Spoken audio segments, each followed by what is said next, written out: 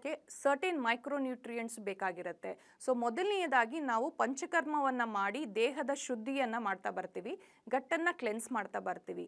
ನಂತರ ಒಂದು 3 ತಿಂಗಳ ನೀವು ಕರೆಕ್ಟಾಗಿ ಮೈಕ್ರೋನ್ಯೂಟ್ರಿಯೆಂಟ್ಸ್ ಹೆಚ್ಚಿಗೆ ಇರುವಂತಹ ಆಹಾರವನ್ನು ಸೇವನೆ ಮಾಡಿದ್ರೆ, ಕಾಳುಗಳು, ಈ ಸೂರ್ಯಕಾಂತಿ ಬೀಜ ಆಗಿರಬಹುದು ಅಥವಾ ಒಳ್ಳೆ ನ್ಯೂಟ್ರಿಷಿಯಸ್ ಫುಡ್ ಇರಬಹುದು, ಸೊಪ್ಪು ಕಾಳುಗಳು ಬೇಳೆ ಪಲ್ಯಗಳಿರಬಹುದು, ಈ ರೀತಿಯಾಗಿರುವಂತಹ ನ್ಯೂಟ್ರಿಷಿಯಸ್ ಇರುವಂತಹ ಆಹಾರವನ್ನು ಸೇವನೆ ಮಾಡಿದ್ರೆ ನಿಮಗೆ ಮೈಕ್ರೋನ್ಯೂಟ್ರಿಯೆಂಟ್ಸು, ಸೆಲೆನಿಯಮು, ಮೆಗ್ನೀಷಿಯಮ್ ಎಲ್ಲ ನಿಮ್ಮ ದೇಹಕ್ಕೆ ಸಿಕ್ಕಿದ್ರೆ ನಿಮ್ಮ ದೇಹದಲ್ಲಿ ಅಂಡಾಣುವಿನ ಕ್ವಾಲಿಟಿ ಇಂಪ್ರೂವ್ ಆಗ್ತಾ ಬರುತ್ತೆ.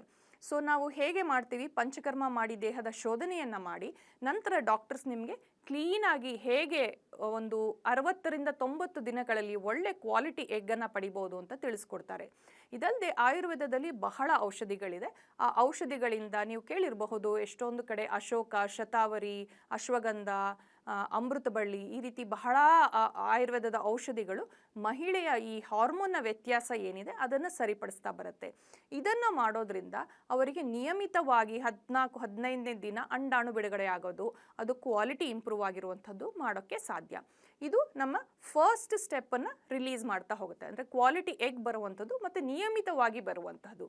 ಇದು ಆದರೆ 50% ಪ್ರಾಬ್ಲಮ್ಮು ರಿಸಾಲ್ವ್ ಆದಾಗೆ. ಇದರ ನಂತರ ನಾವು ಜೊತೆಗೆ ಪುರುಷರಲ್ಲಿ ವೀರ್ಯಾಣುವನ್ನು ಹೆಚ್ಚಿಗೆ ಮಾಡುವಂತಹ ಅನೇಕ ಔಷಧಿಗಳಿದೆ. ಇದರಲ್ಲಿ ನಾವು ಅಶ್ವಗಂಧವನ್ನು ಯೂಸ್ ಮಾಡ್ತೀವಿ, ವಾಜಿಕರ ರಸಾಯನವನ್ನು ಯೂಸ್ ಮಾಡ್ತೀವಿ. ಹೇಗೆ ಜನರಲಿ ಒಂದು ಚ್ಯವನ್ಪ್ರಾಶ್ ತಗೊಂಡು ನಾವು ದೇಹದ ಶಕ್ತಿಯನ್ನು ಹೆಚ್ಚಿಗೆ ಮಾಡ್ತೀವಿ, ಅದೇ ರೀತಿ ವಾಜೀಕರಣ ರಸಾಯನದಿಂದ ಅವರಲ್ಲಿ ಸ್ಪರ್ಮ್ನ ಕ್ವಾಲಿಟಿಯನ್ನು ನಾವು ಇಂಪ್ರೂವ್ ಮಾಡ್ತಾ ಬರ್ಬೋದು. ನಾನು ಮುಂಚೆನೇ ಹೇಳ್ದಂಗೆ ಏನು ಫರ್ಟಿಲಿಟಿ ಡಿಟಾಕ್ಸ್ ಅಂತ ಇದೆ, ಇದು ಪುರುಷರಲ್ಲಿ ಮಹಿಳೆಯರಲ್ಲಿ ಈಕ್ವಲಿ